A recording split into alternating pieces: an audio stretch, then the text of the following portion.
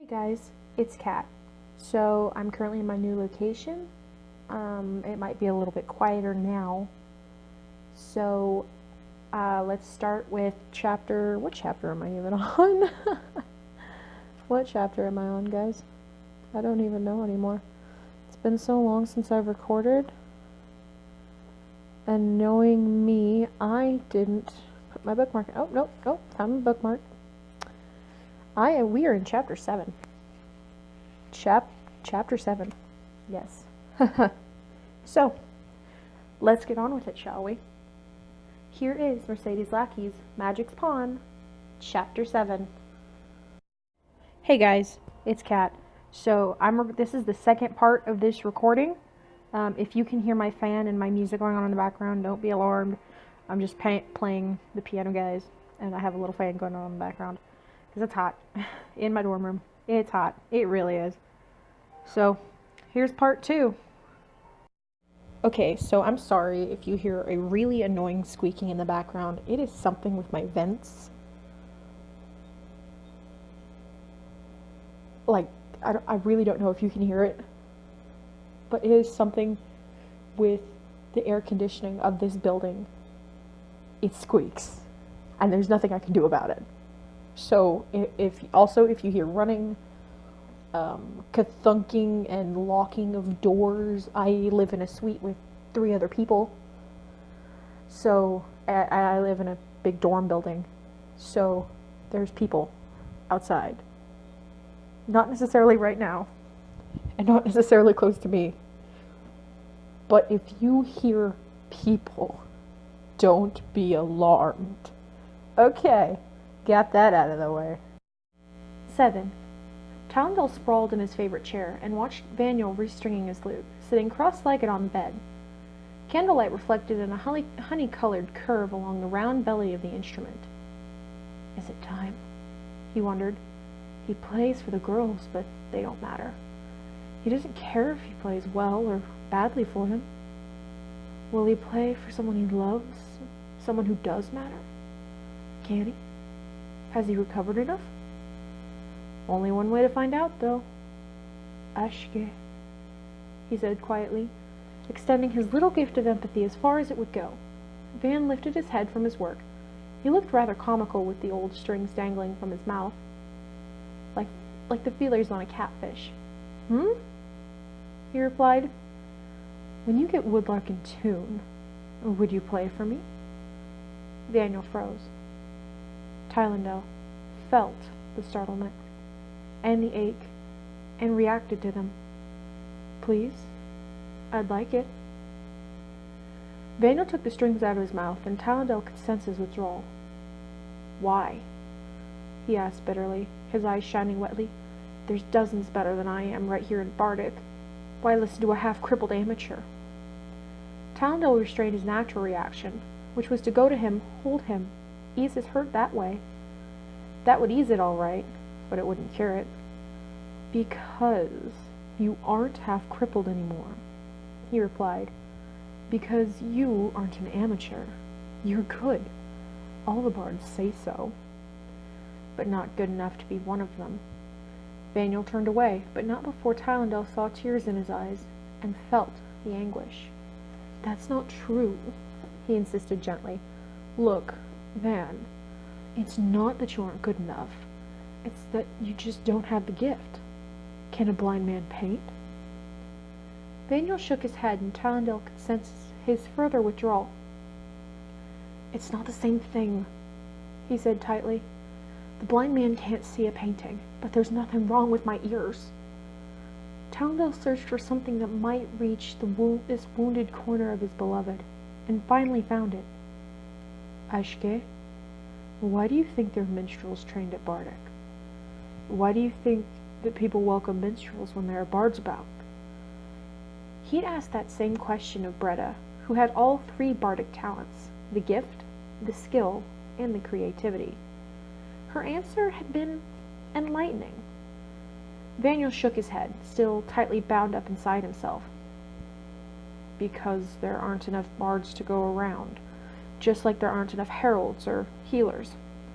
Wrong, Tylendale said firmly. And I have this from Bretta. There are times when the gift gets in the way of the music. What? Vaniel's head whipped around in startlement, and Tylendale saw the shine of tears on his cheek. What do you mean by that? Just what I said. Now was the time to rise and go to Vaniel's side, and Tylendale did just that. Listen to me. Just what is the bardic gift, It's the ability to make others feel things you want them to, through the music. But when a bard does that, you can't keep your mind on the music, can you? You never really hear how beautiful it is. You're too busy with what the bard is doing. You never really hear it for itself. And when you remember it, you don't remember the music. You remember the emotions. And there's another reason. When the bard performs, you put nothing of yourself into the listening. But when a minstrel performs, or a bard without the gift, you get out of the music exactly what you put into listening. He chuckled and reached for Vaniel's limp hands.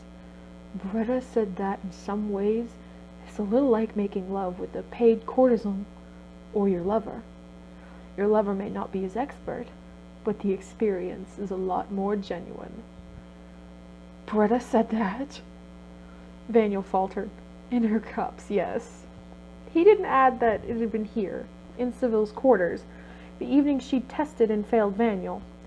Bretta had a very soft heart beneath that bony chest. She'd not enjoyed destroying Vaniel's hopes, even indirectly.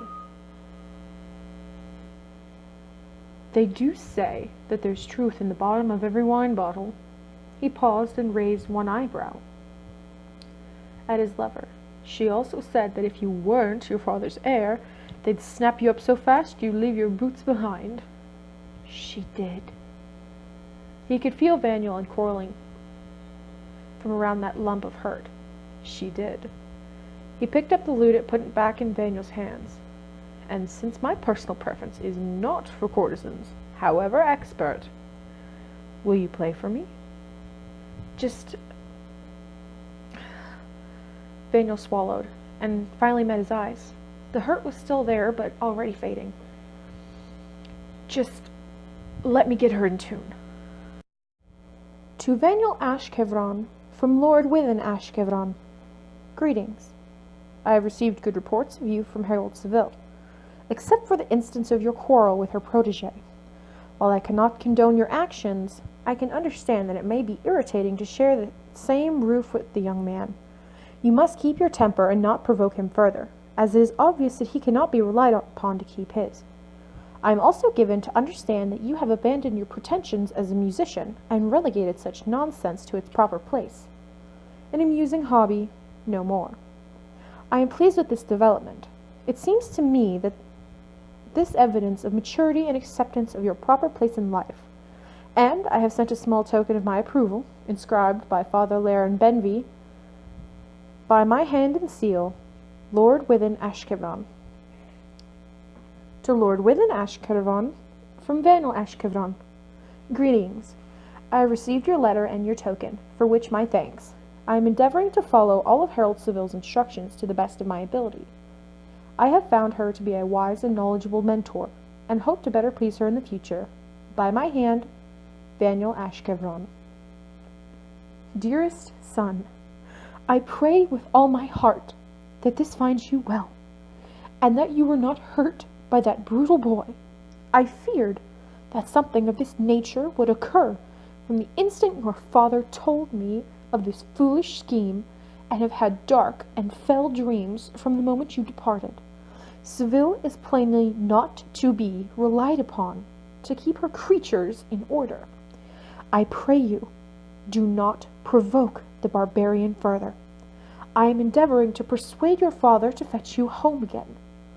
But this far, it is all in vain. I am prostrate with worry, and if your absence were not enough, I have been visited with a further grief. My maid, Melena, has been rendered with child, and by your brother Michal. So she claims, and so Michal admits. Your father is no help. He seems to think it is all very amusing. Indeed, I am at my wit's end, and I know not what to do.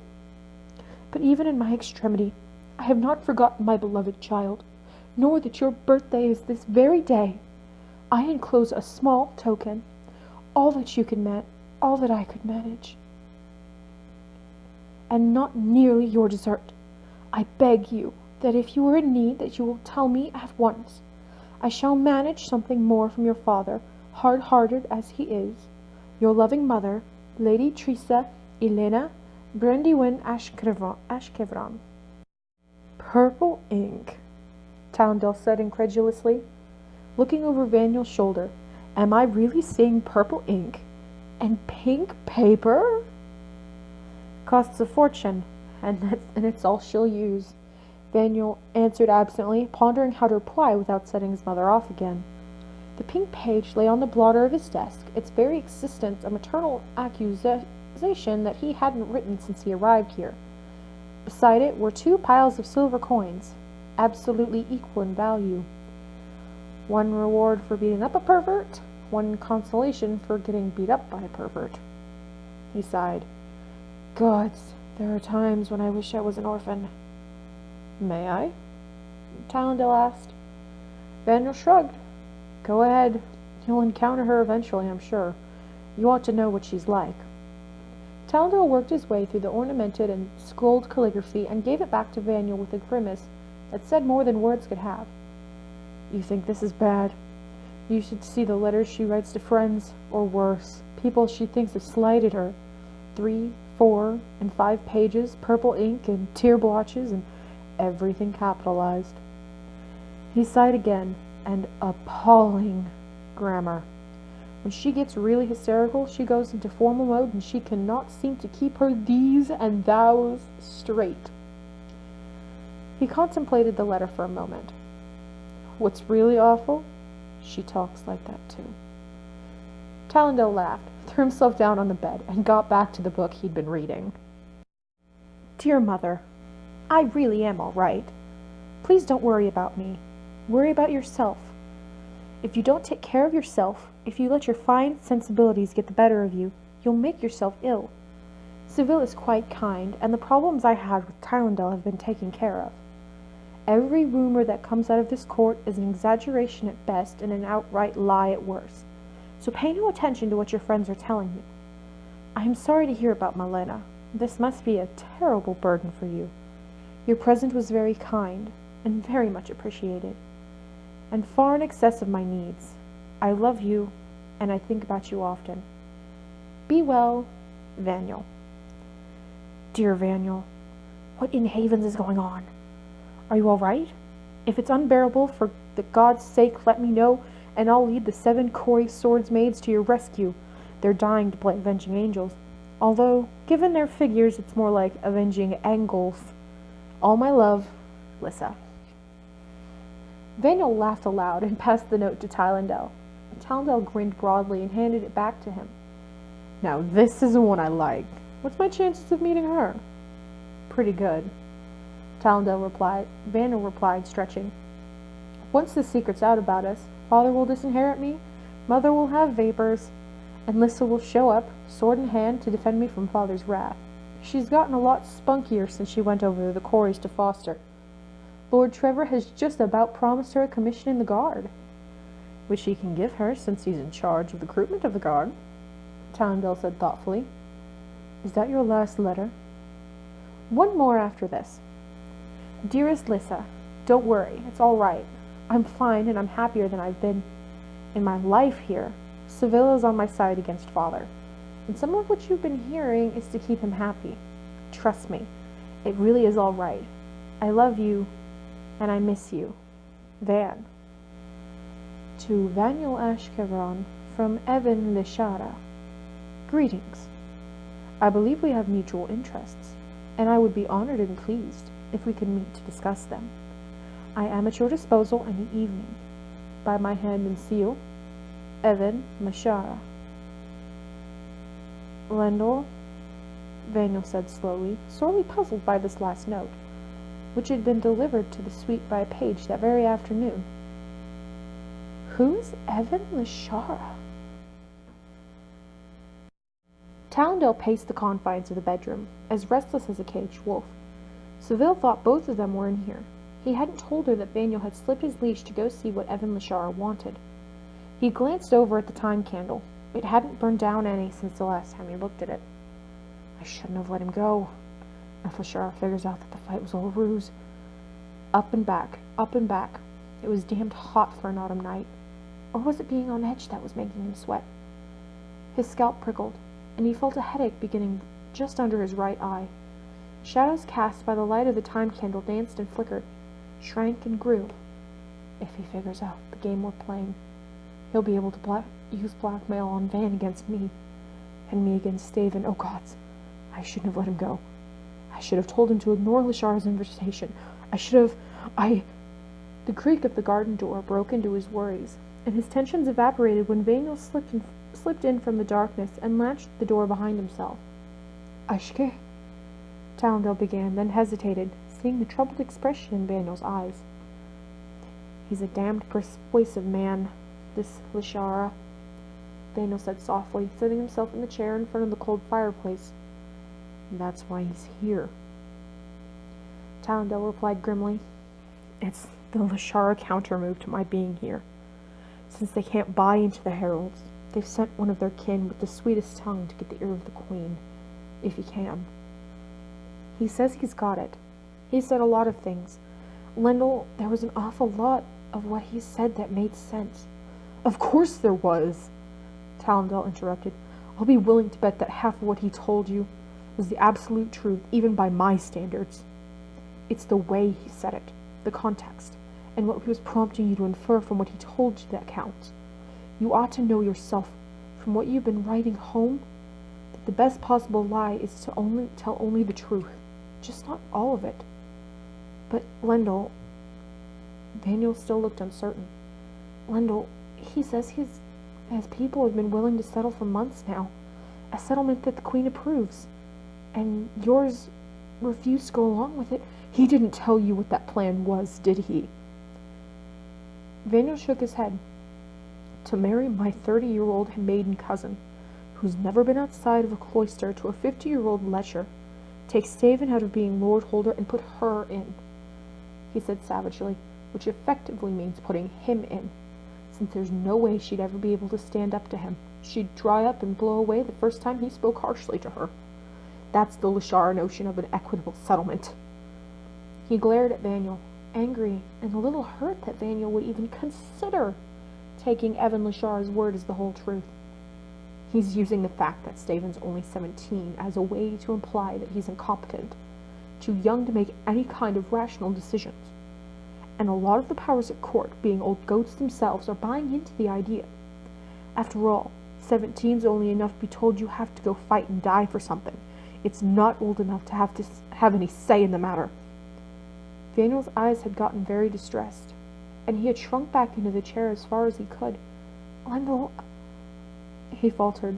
I didn't mean... I wasn't doubting you. Tallendale gave himself a mental kick in the posterior for upsetting him. Ashke, I didn't mean to shout at you, he said, kneeling beside the chair and putting one hand on Vaniel's knee. I'm sorry. I'm just so damned frustrated.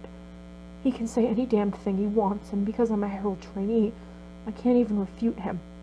It makes me a little crazy sometimes. Vaniel brightened and put his hand over Tallendale's. That's all right. I know how you feel. Like me and Father and Jervis. Something like it. Lendl, would you... Vaniel hesitated. Would you tell me your side? Tallendale took a deep breath. If I do, I'll be breaking a promise I made to Seville. Not to get you involved. I'm already involved. Why? That's what I really want to know. What's keeping this thing going? Something Wester Lashara did, Tallendale replied, fighting down the urge to get up, grab a horse, and ride out to strangle Wester with his bare hands. The white-hot rage that always filled him whenever he called that particular memory up was very hard to control. Seville says I have to be absolutely fair. So to be absolutely fair, I'll tell you that this was in retaliation for a raid that accidentally killed his youngest son. Our people, went in to stampede his cattle. The boy fell off his horse and wound up under their hooves. But I don't think that excuses what Wester did. Which was? My father had just died. He hired some kind of two-copper conjurer to convince Mother that Father's ghost wanted to speak with her. She wasn't very stable, which Wester was damned well aware of, and this pushed her over the edge. He got rid of the charlatan, but not before he'd gotten her convinced that if she found just the right formula, she'd be able to communicate with Father's spirit. She started taking all manner of potions, trying to get to see him. Finally, she did see him. She ate black angel mushrooms. He did not add that he and Stephen had been the ones to find her. Vaniel looked sick enough. Talendale got a lid on his anger and changed the subject. What did the bastard want anyway? He wanted me to let him know any time I heard anything about you or your family, and he wanted me to talk my father round to his side. What did you tell him? Vaniel grimaced. I guess I was playing the same game of telling him not all the truth. I told him that I heard more about your people directly from you than I heard casually, and let him draw his own conclusions. Talendale relaxed and chuckled. Vaniel brightened a little more. Well, what about your father? I told him the truth, that I had been sent here as punishment, because I wouldn't toe the line at home, and that Father would take advice from a half-wit before he'd take it from me. He was rather disappointed. Now Talendale laughed and hugged him. Ashke. You couldn't have done better if I'd given you a script. So, I did all right. Now Vaniel was fairly glowing. You did better than all right. Gods, he thought, seeing Vaniel so elated. He fades like an unwatered flower when he thinks I'm angry at him. And now this? You'd have thought I'd offer him a bard's laurel. Does my opinion mean so much to him? Do I mean that much to him? The thought was a sobering one, and it was followed inevitably by another. Maybe Seville's right. He said he wants to stay in touch with me anyways, just in case I hear something. I told him that was all right with me. In fact, I acted pretty eager about it. He turned his head a little to one side and offered tentatively. I thought we could sort of tell him what we wanted him to hear. Ha! We, not you. No, Seville's not right. He depends on me, but I depend on him. And if he's leaning on me a little, well, that isn't going to hurt anyone. He's just not used to making decisions on his own, that's all. That's perfect, he said, leaning on the arm of the chair. Absolutely perfect. Now, after facing off the dragon for me, oh, noble warrior, in what way can I ever reward you? He batted his lashes at Vaniel, who laughed and drew himself up as if he sat on a throne. I'll do anything. Oh? Vaniel replied archly. Anything? So, guys, that was Chapter 7 of Mercedes Lackey's Book 1 of the Last Herald Mage Trilogy, Magic's Pawn. Did I already say it was Chapter 7? It was Chapter 7. That's a long name. I'm surprised I do it all the time. A little bit of news. I don't know if I said, at this time I can't remember if I said this in the pre-opening. I do have a Twitter. It is Catalia Logan, spelled just like my YouTube channel, no spaces. Capitals, all the same. So go find it. Go subscribe to it.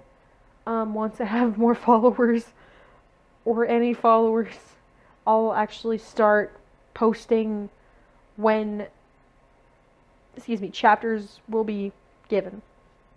And I have been looking at your comments on my other chapters, especially chapter 6, on your suggestions for other books. The one I liked the best was Anne McCaffrey, if I remember correctly. That was an author mentioned. She is on my list. But unfortunately, all the Anne McCaffrey books that I have paper copies available to me are at my house, which is 3 hours away from where I'm living. So she is on my list of things to read. I am going to finish Magic's Pawn before I really get into her writing. I'll read a few books, figure out the chronological order, maybe of different series. She only has a bazillion series around. I love all of your guys' suggestions, and I have been trying to look into them.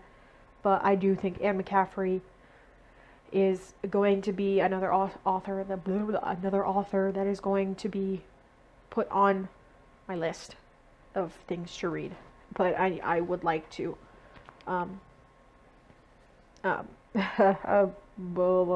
I'd like to finish Magic's Pawn first. Hey, do you guys think I should continue Joan Carter and the Dark Elf trilogy? If you do, tell me if you want to hear that as frequently as Magic's Pawn.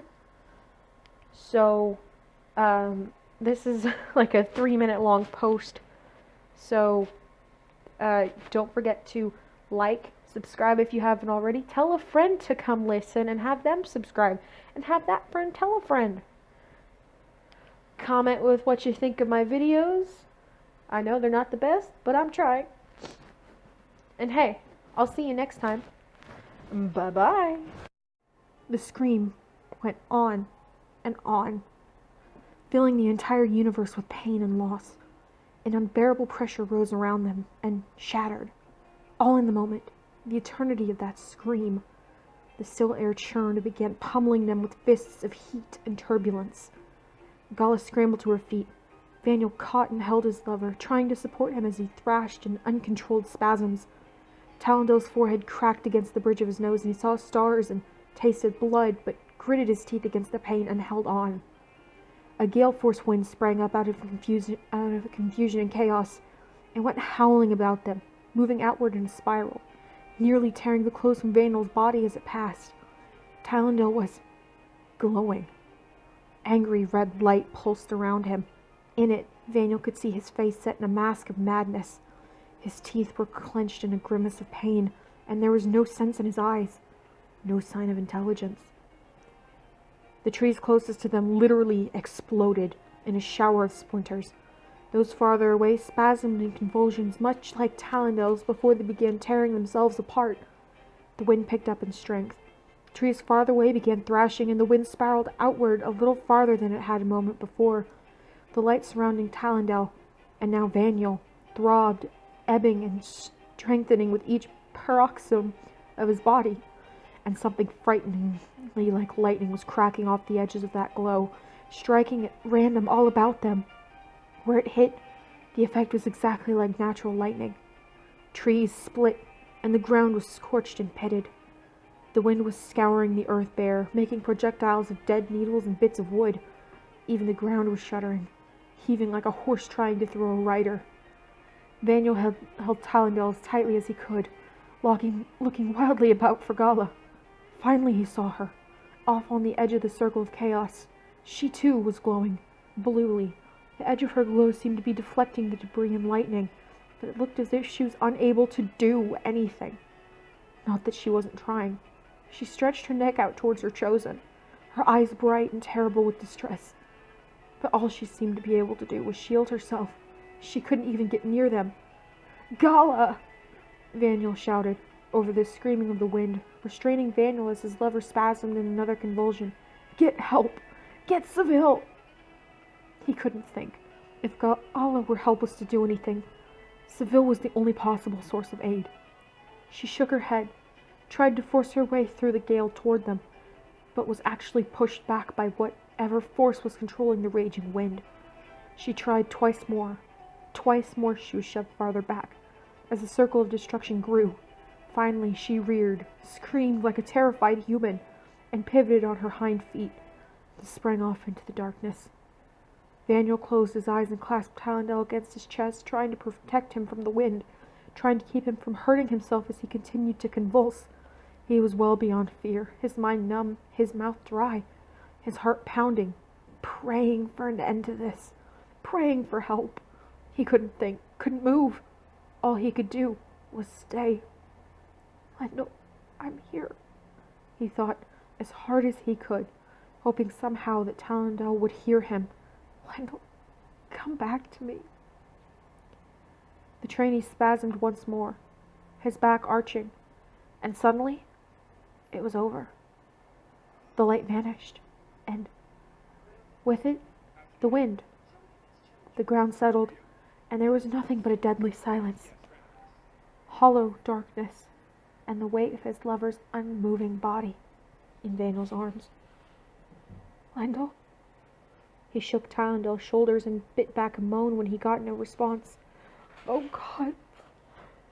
Tallendale was still breathing, but it was strange, shallow breathing, and the trainee's skin was clammy and almost cold.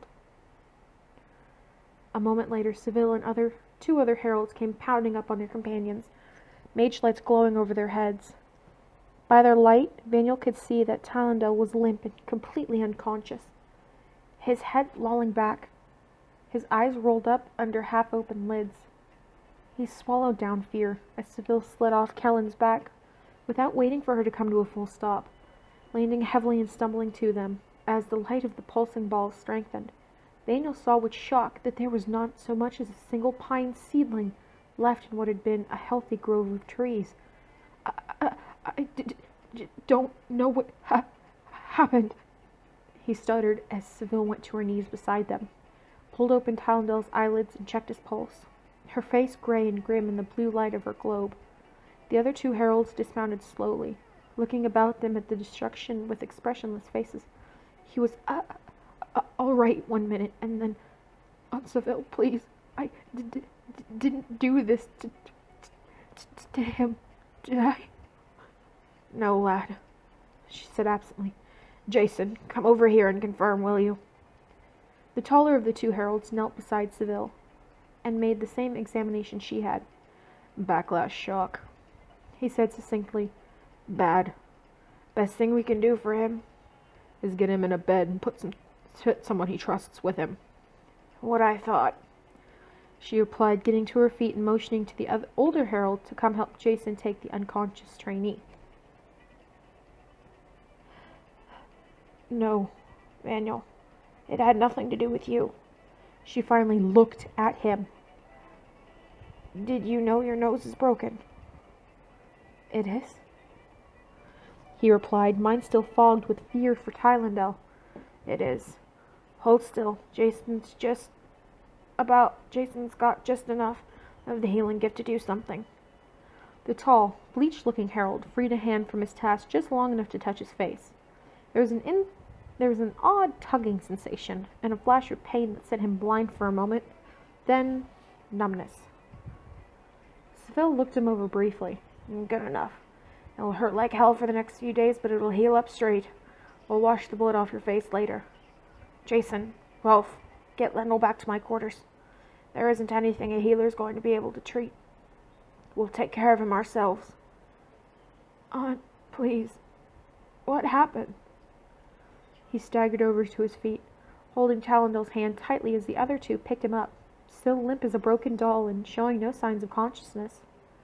He was not willing to let go until he knew what was wrong. Seville gently loosed his fingers from their grip. If what we got from Gala is right, the moment he went mad is the moment someone assassinated his twin, she said angrily. You know the bond he had with Staven. Daniel nodded, and his whole face throbbed. He felt it, felt the death, knew what had happened, lost all control, lost his mind for a while, like the fits he used to have, only, I think, worse this time. Now he's depleted himself down next to nothing. His whole body's in collapse from the energies he put it through. His mind's in trauma from Staven's death. That's backlash shock. Daniel wasn't sure he understood, but nodded anyways. Seville's face darkened with pure rage. May all the gods damn their fools and their feuding! Death after death, and still they aren't satisfied. Then our job is to see we don't lose Tylendale as well. Lose him? Daniel's voice broke, and he looked wildly after the heralds and their unconscious burden. Oh no. Oh, God, Seville. Tell me what to do. I can't let him. I don't intend to let him die, she interrupted him, pushing him after the other heralds. The masquerade has been cancelled, and to hell with what your father finds out. I'll deal with it myself, and I'll keep you here if I have to get the Queen's order to do it. You go with them, and don't you leave him, no matter what happens. Seville bit her lip and gave Vaniel another push when he looked at her with a fear that held him nearly paralyzed. Go on. He needs you, lad, like he's never needed anyone before. You're my only hope of getting him through this sane.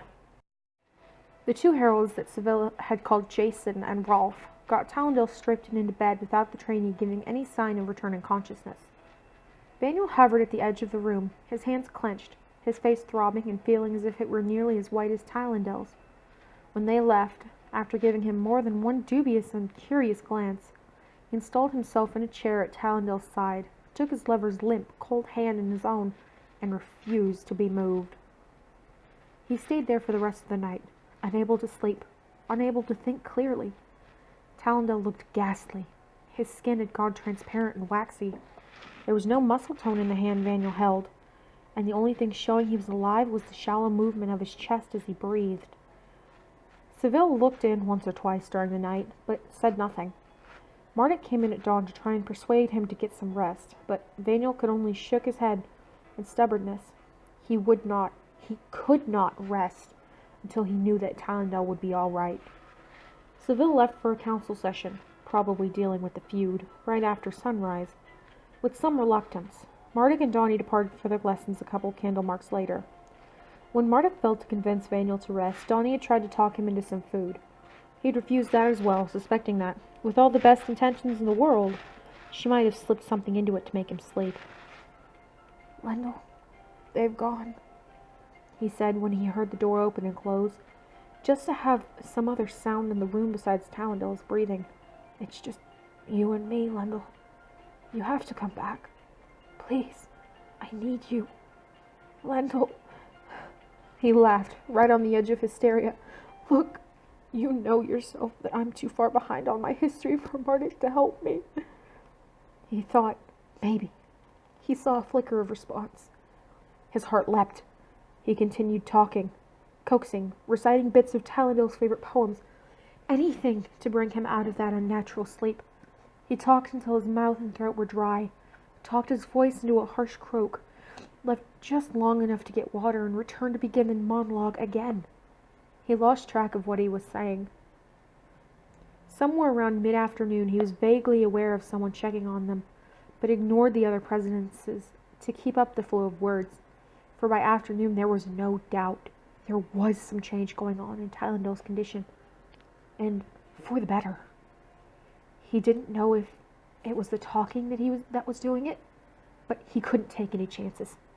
He just kept holding on to Tylendale's hand, saying anything that came into his head, however foolish sounding. Sunset arrived, turning the river beyond the windows briefly into a sword of flame. The light faded, the room darkened, and he still refused to move. Seville came in long enough to light the candles and whisper something, that he was doing the right thing, he thought. He wasn't sure. He didn't care. His whole world was narrowed to that white face resting on the pillow, and the slowly warming hand in his. His eyes grew heavy, and his whole body ached, and his voice had thinned down to a whisper not even he could make out. He finally put his head down in his arms, intending just to rest for a moment. He woke. Feeling a hand tentatively caressing his hair, he started, jerking his head up off the coverlet, making his face pulse with pain. Tylendale regarded him out of the blue-ringed, weary eyes so full of anguish and loss that Vaniel nearly started weeping. "I hurt you," he whispered. "I hurt you. I just didn't have the strength to answer. Dad, stay His face crumbled, and Daniel slid off the chair and onto the side of the bed, taking him into his arms and holding him as tightly as he could, supporting him against his shoulder, giving him what little comfort his presence would give. Talendale's body shook with sobs as he clung to Daniel, as he was the only source of consolation left to him in the entire world, and Daniel wept with him. They finally fell asleep like that, true sleep, not the state of shock Talendale had been in. Daniel still fully clothed and sprawled between his chair and the side of the bed, Talendale clinging to him like a heartbroken child. "Eat," Daniel ordered, setting the tray down in Talendale's blanket-covered lap. Talendale looked nauseated and shook his head. "Can't," he whispered hoarsely. "You mean won't?" Daniel retorted almost as hoarsely, trying to ignore the fact that talking made the whole of his face ache. "You've gone all day without food. Phil says if you don't get something down, you'll go back into backlash shock again. I didn't spend all that time talking you out to have you drop back into it again. Now eat, damn it!" He crossed his arms over his chest and glared down at Talendale. The trainee eased a little higher up on the pillows, supporting him in his sitting position, and tried to shove the tray away. Unfortunately, he was so weak he couldn't even lift it. He just moved it a palm length away. Daniel put it back precisely where he had placed it the first time. Talendale gave the perfectly good soup on the tray a look that would have better been bestowed on a bowl of pig swill, but picked up the spoon anyway. He swallowed the first spoonful with the air of someone who expects what he's just eaten to make a precipitate reappearance. But when nothing happened, gingerly ventured a second mouthful, and a third. Daniel sat warily on the edge of the bed, careful not to overset the tray between them. There was something very different about Talendale since he'd reawakened. Something secretive, but at the same time impassioned. He could sense it in every word they'd exchange. He thought he knew what it was, but he wanted to be sure. "They're afraid I'm going mad, you know," Talendale whispered in a matter-of-fact tone when he was about halfway through the bowl. "I know," Daniel replied, just as matter-of-factly, sensing that the secret was about to be revealed. "That's why they have me here." "Are you?" Talendale looked up from his meal, and there was that strange, burning something Daniel had felt searing sullenly in the back of his eyes. "They might think so, Van. You've got to help me." "You didn't have to ask," Daniel replied soberly. "Tell me what you want, and I'll get it for you." "Vengeance." The thing at the back of his eyes flared for a moment, before subsiding into half-hidden, secretive smoldering again. Daniel nodded. This was rather what he expected, if Talendale wanted revenge. "Tell me. If I can do it, I will." Talendale slumped back on the pillows, piled behind him, his head tilted back a little, his eyes closed, his features gone slack with relief. "Oh, God, man, I thought—" "Eat," Daniel growled. "I've told you before this that I understand, even if Phil doesn't. The only question I've got is how you think two half-grown, half-trained younglings are going to get revenge on people who live a good fortnight away by fast horse. I assume you've got an answer for that problem?" Talendale opened his eyes and nodded soberly, but the spoon was still lying in the bowl of soup where he'd left it, and Daniel was concentrating on more immediate goals of getting him back on his feet. He'd worry about this plan when Talendale was in shape to execute it, and not before. "Damn it, Lendl, if you don't eat, I won't help you." Talendale started guiltily, and leaned forward again to finish his meal. Daniel stole his mug long enough to get a sip of wine. His face hurt as badly as it looked, and when he'd taken one glance in a mirror, he'd had to look away again. His circle of admirers would have little to sigh over at the moment. He looked like he was wearing a black and blue domino mask and a putty nose. And he hurt. Oh, gods, he hurt. The only reason he'd slept at all once he comforted Tylendale last night was because he'd been utterly, utterly exhausted. Did I do that? Tylendale asked softly, finally looking at his face as he scraped the last spoonful of soup from the bottom of the bowl. Vaniel nodded, seeing no reason to deny it. You weren't exactly yourself, he said, taking the tray away and stretching across Tylendale to put it on the table beside the bed. Oh, gods, Van, I'm sorry. The smothered fury faded from Tylendale's eyes for a moment, and it was replaced by concern as he reached in the direction of Vaniel's nose. The concern was replaced by hurt as Vaniel winced away. It touched me anywhere but there. Ugh, it hurts bloody awful, and it wasn't your fault, all right? To counteract that flash of hurt in Tylendale's eyes, he moved closer, close enough to give Lendl a quick hug before taking his hand in both of his own. Now, you want to talk? I think maybe it's my turn to listen. The deeply buried fire returned, warring with anguish in his expression. That link between Staven and me was different from what they think. Most of the time, distance matters in a link like that. She would have been on me to break it otherwise.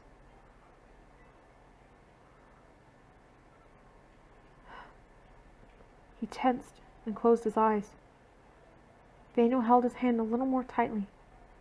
All I ever had to do was think about him, for him to be with me. It was the same for him. The Lashara, ambushed him, killed his escort, killed him. And it wasn't just an assassination, Van. They used magic. Vaniel felt his mouth drop open. They what? How? How could a herald... It wasn't a herald. They've hired a mage from Out Kingdom. They turned some things loose on the holding. Magic monsters. Maybe from the Peligers. Staven went after them with an escort. But when he got there, they were gone. He must have spent all day trying to track them down, just exhausting himself. The fighters and their horses. That's when the mage brought them back and ambushed Staven with them. Tylendale's eyes were horrible, like he was looking into hell. These things, they hurt him before they killed him. Hurt him awful. On purpose, on their master's orders. I think on Lashara's orders. I can't tell you. He shuddered. Stave reached for me. He reached for me through the lake. Van, I was with him. I felt him tight. He gripped Vaniel's hand so tightly that both their hands went white, and his voice quavered. He knew I was there with him. He knew it the moment I linked.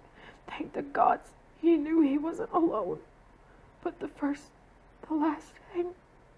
very last thing he did was to beg me, plead with me to pay them back. His eyes opened, and they no longer smoldered. They flamed with fury and pain. I promised him, Van. I promised him. Those bastards killed Staven, but they won't get away with it. Vaniel met that fury and bowed before it. I told you, Lendl, he replied quietly. Just ask. Oh, love. That voice broke on a sob, and Vaniel looked up to see tears trickling down Tylendale's cheek. I shouldn't get you into this, gods. I shouldn't. It isn't fair. It isn't right. You've got no stake in this. You told me yourself that we're partners. That's whatever you had, I'd share. Vaniel replied as forcefully as he could. That means the bad as well as the good, by my way of thinking. Now it was his turn to fumble in the drawer of the bedside table for a handkerchief. Here, he said, pressing it into Tylendale's hand. Now, tell me what you want me to do. Tylendale scrubbed the tears away, his hand shaking. We can't let Colin know what we're doing. She'd try to stop me. I can block her from knowing. I've already blocked her from knowing about the link to Staven. I'll play sick. You are sick. Look at your hand shake. Talendale looked at the trembling of his hands with a certain amount of surprise. Sicker then. Too sick to do anything but lie here. What I need you to do is sneak into Seville's room and get me 2 books. They're prescribed. Nobody except the very high-level Herald Mage are even supposed to know they exist. And Seville is one of the only 3 here at Haven who have copies. Vaniel felt stirrings of misgiving. In that case, why won't they be locked up? The corner of Talendale's mouth twitched. Oh, they are. She's got them under protections. But the protections don't work against someone with no mage gift. What? Vaniel's jaw dropped open again. Margaret has to get in there and clean, so Seville only put up a protection against someone with a mage gift touching them. That's why Margaret can handle them and put them away, if she leaves them out by accident. She figured nobody without the gift would ever know what to look for, so you can get them, even though I can't. Now? Vaniel asked dubiously. Talendale shook his head. No, I can't. Can't handle much of anything right now. Later. He choked and whispered, Oh, God. Save it. His breath caught again, and this time he couldn't control himself. He dissolved into hopeless sobbing, and Vaniel turned his attention instantly from plans of revenge to comfort